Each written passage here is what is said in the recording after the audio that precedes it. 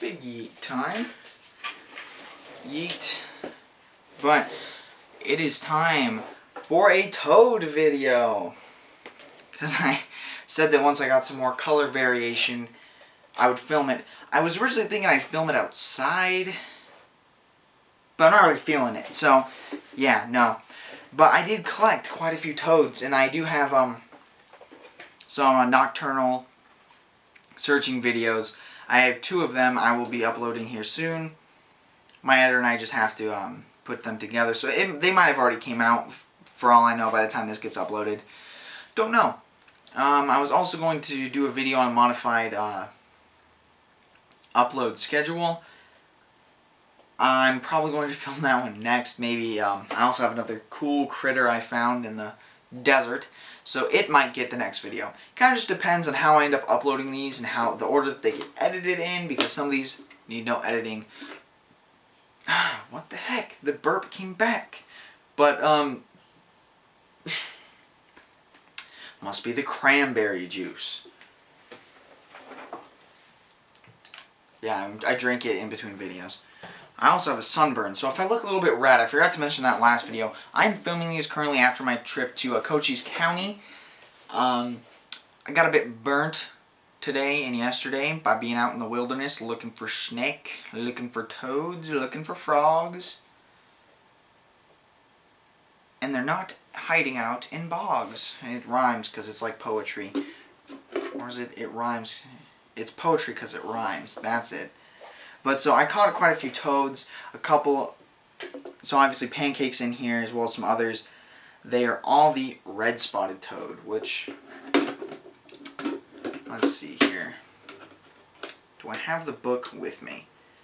I just got this really good book. It's one of my professor's books. I was going to be like, you can learn more about it here, and just be like, just kidding. I'll tell you what it says. But I want to make sure that I get the scientific name pronounced correctly, because I just found out that I've been pronouncing the scientific name for rattlesnakes very, very badly. One of the genus names. It is Crotalus. Did I finally say it correctly? I've been saying it awfully wrong. So I'm going to get the Mexican red-spotted toad's name correct this time. Because I know most of it, but I just want to get it right. So they're in the family of Bufonidae, so I was right. They should be bufos. But what is their scientific name?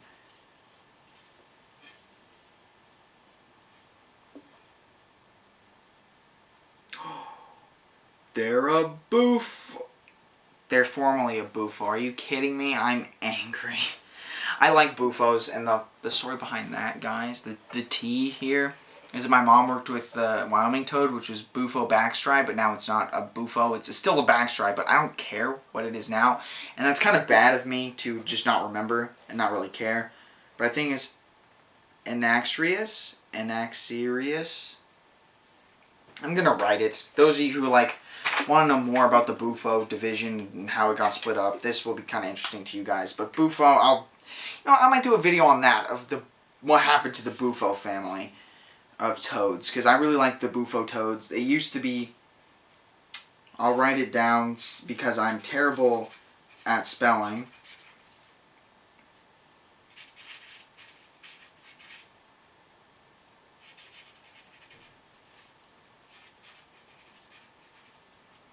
And see, ironically, I can do the bufo scientific name correct. It's Bufo punctatus. Punctatus. However you want to pronounce it, wherever you want to put emphasis. But it is now Anaxarus. Anaxarus? It's like the price change signs, like, was this, now's this. Formerly was a bufo, now is an Anaxarius. Anaxarius? Sounds Latin, so I might be close with that. But I'm terrible with pronouncing them. I'll have to... My mom will correct me because she's a toad expert. She'll be like, no, you fool. It is this. In the comments section, probably, of this video. So I'm going to get roasted by my mom on my poor Latin skills. But, So I keep wanting to call them Bufos because I'm so used to Buffonids and Bufo, Toads, Bufo, very much Bufo. I like the Bufo. But no, Bufo got split up and I'm kind of angry about it. But now, after that small rant, which is now probably going... I'm going to write that down before I forget. Bufo. I'll know what it means, hopefully later. But let's get that crap out of here. I have a bunch of toads to show you now. So, oh, they're all dirty. They're all varying weights. So this one's one of my favorites, my favorite boys. He's just so little, but he's also missing toes. Oh, pfft. I was not expecting him to jump at me like that. So my mom likes to say toads are stupid, and she's kind of right. I caught all of these toads in like mid to low 50-degree weather, which is not the brightest idea for something that is not meant for that temperature. Yeah, it's a little boy. He's doing his chirping to warn people. But you can see he has some very bright red spots. And you can see his little vocalization sac inflating when he tries to warn. Right there, like that. That's also what inflates for mating calls. And it inflates with air and it produces those sounds. He's just so cute and little. Such a small boy. But you're okay. I'm not doing anything to you. But he has some very bright reds on him and I kinda like it. So I might keep him. Plus the mice are up there. I moved them up there. But he's such a little dude that he's just a bro. They're all getting some tub time to rehydrate as well. But just so you know, this is not normally how I keep toads in this small, confined, like a foot by foot. Because it's not enough space for toads. They're just in here, really, so I had a place to have them all congregated at. Fun fact for you guys, mid-video fun fact. What do you call a group of toads? A congress. This congress is getting more done than our actual congress right now. Which is a bit ironic considering they're toads. But, enough of that. So, this boy, very bright red spots. Very red, by the way. I'll get up and show you, because he's like fire truck red on his spotting. Which is a beautiful color combination. Let's get that in right there. So hopefully it's turning out. But he has some very bright, please don't jump, some very bright red spots. Now, he contrasts with this one right here, who has some more, another male, by the way. Oop. God, they scare me when they do that. But, he has some, can you stop, please? There. He has some like more darker rings around his red, but his red is nowhere near as bright as the other one. Oh, that's actually a good way to hold them. Is just have their head nuzzled into my thumb and the fat of my hand. But so that's the two of the males. This one right here, it's another boy. I'm pretty sure. Let me check. How you check is toads have these things called nuptial pads, which are right here. And if you don't know what it looks like when a toad or a frog breeds, like I'm the male, so because I am a man, just kidding. But so the males will kind of go like this, and they'll have their little thumb pads and squeeze the stomach of the females, and they essentially just force the eggs out of the female as they shoot their sperm out. Because I don't want to use the actual word, because I don't know if that will get me demonetized. But that's how you can tell if they're boys or not. So which one? I got you and I got you. I'll get this bland one. I don't even feel mean for calling him that. It's just, he's just really brown. And like, most of the red spotted toads out there, you'll find, have some variance to him. But as you can see, he's just mainly brown. He has no dark rings around his spots. And his spots are just a muted red. And it might also be because he is an older male, well, judging by the colors and his reaction time and stuff like that, and his overall just strength, that he is an older boy. And we'll get to this one. I'm pretty sure this is also a boy. I caught a lot of males, which I shouldn't be surprised. You're okay. I'm just looking at your nuptial pads. Raised in dark. Yep, it's a nuptial pad. Alright, it's a male. But their nuptial pads are right here. They're usually raised in dark and a little bit more coarse than what a female would have. So this is a boy. This is one of my high contrast ones that I was able to find. As you can see, it has that brown to it, but then also has these really dark markings on the skin, and its little warts are bright red. But another interesting fact is the wart patterns on toads are kind of like their fingerprint. It's kind of like how a giraffe's pattern is never the same, and how human fingerprints are never the same except for twins, and even identical twins have some very, very minute differences that so much so that forensics analysis will have a tough time telling them apart. These guys also have the same thing. You can use the FBI fingerprint program, almost an equipment, to tell toads apart, and then you can catalog if you have any repeat offenders in terms of catches, and easy catches, I should add, because it's what my mom used to do when she helped with the Wyoming toad. Let's see. Can you all stop congregating around Pancake, please? But so Pancake is one of the bigger toads and is a female. She's covered in dirt right now. But again, not a very high contrast to the toads, and it's not even because she's dirty. She just her colors aren't very vibrant, as you can see there. And yeah, she is covered in dirt, and she is filled with eggs, by the way, because they came out to breed. So that's how I ended up finding them. My mom likes to put toads are stupid, and she can say that because she works with them, and I can say that because I'm her son. But she thinks that toads are stupid, and I'm not going to disagree, because these guys were all out in like 50-degree weather, something they should not have been, and it was because they wanted to breed. Now this one, is it a boy or a girl? I never got you identified. You are a female. So this girl, another high contrast, but it actually isn't because her reds are very vibrant. Well, they are, and not just because her dark spots are really dark, but her skin, even though she's a little dirty, her skin is very, very pale in comparison to some of the other toads. And so I really was so happy to find a very light colored one, because their color, it just kind of shows that you can have some of these much darker, plainer looking toads, and you can have some of these vibrant, bright colored ones.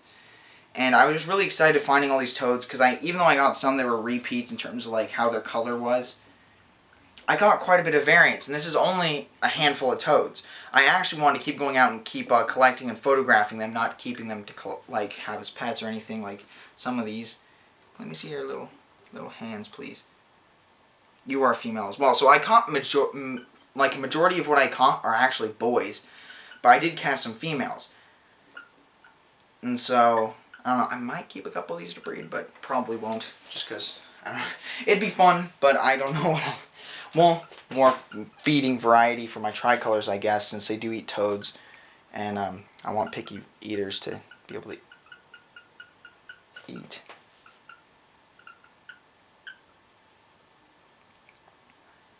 That's a mating call. Fun fact. But here's this. My parents are watching The Walking Dead, so you probably can hear them yelling. A plot twist probably just happened, because my mom's like, "What? What? Did that happen?" Yeah, whatever it was, it happened. But so there's this like black. Oh no, you got dirt in your eye. Why? Dang. I'm gonna give them a bath after this. Didn't give it before because it makes the dirt stick more, but this is like more of a blandish female. And you can see the red pigmentation in the dark spots. I might, because I know that I can actually trick them into breeding in my bathtub. So I might do that because I don't think I have any aquariums that are good enough to hold water in them. I actually have some plastic bins. I might put them in there and see if I can get them to breed. But this is a short comparison video of all these, because I mentioned I was going to do that.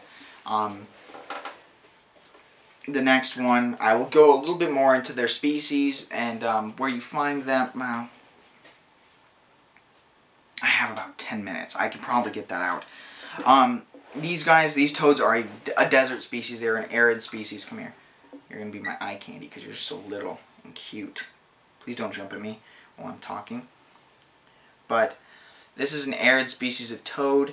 They reproduce relatively quickly, at least from what I've experienced. I find these guys out in little retention areas, as well as the spadefoots, which I am so looking forward to making videos on them. I will start seeing them probably around April when monsoon season happens here in Arizona. And I am so happy to do a thing on them because there are two species that live around me, and I'm going to leave that for that video. But I'm definitely going to go out looking for them, and I know I'm going to find them because they are all over my neighborhood in the parks. Especially when it rains, once it floods, they'll come out en masse. And then there's other places I can look as well as where I found these guys. So that's what I'm going to do. I'm going to catch them. I'm going to show you guys their hybrids. Because the spadefoots, a lot of them here are hybrids. And then since they're in poor water quality, there are higher rates of mutation in some of the populations that I've witnessed. Like some not having eyes, some missing arms, some missing legs. Things like that. Some having extra sets of legs. So I am actually kind of excited to, since I have the YouTube channel now, that I can just show that and I can film it and I can essentially catalog it. And I can essentially probably assess like the amount of crap in the water based on the health of the spadefoots. But enough about the spadefoots. I got a little too excited, a little too much on that tangent. These toads are an arid species. They're around most of the year except for when it gets cold. These guys came out way too early, and that's kind of why I'm keeping them for a little bit. I'm going to release them again. It's going to start raining here again soon. Definitely I'm going to release all of them but a couple. And toads lay egg masses of in between like a couple hundred to like 1,000 eggs, I've read on average. So don't know if it applies to them, but it's applied to most bufo toads, and I know they're not bufo toads anymore, but they were once closely related enough in taxonomy that they were considered a bufo. And I'm going to do a video on taxonomy to kind of explain why these guys are no longer a bufo and they got moved to Anaxagoras. It'll be corrected in the comments. I'm sure of that, but the next video on these guys will definitely go more into like where you find them, how you find them, as well as my me finding them at night will kind of show where you'll find them. These are not an arboreal species of toad, so they don't climb. They're not a montane species either, which means you don't find them in the mountains or at high elevations. These are a relatively low elevation species of toad, based on my experience and their range. Their range kind of gives it away. You don't really see them in mountains. But toads are also, they can be communal, so that's why I feel comfortable having them all in here. They're not going to bite each other, they're not going to try to kill each other. But let's see, which of you are polite little toads? Not you. Some of you are just rude. I'm trying to figure out who I want to use as eye candy for the last minute of the video. Or not last minute. Oop! Come here, you. But this will be for just the, the end screen is this little toad. But this has been Bring Me the Boa. Thank you guys so much for watching. Like, comment, subscribe. Don't forget to share the video. And just overall, just let me know if you... Oh, I got scared because I thought she was going to jump. Just let me know if you guys want more videos like this on natural fauna that's out here in Arizona. I'd be more than happy to. And as well as next time, I'm probably going to try to film out in the desert. But just let me know in the comments what you guys thought. And I'll see you guys in the next video. Hope you guys stay safe, and hopefully the quarantining doesn't last for too much longer. See ya.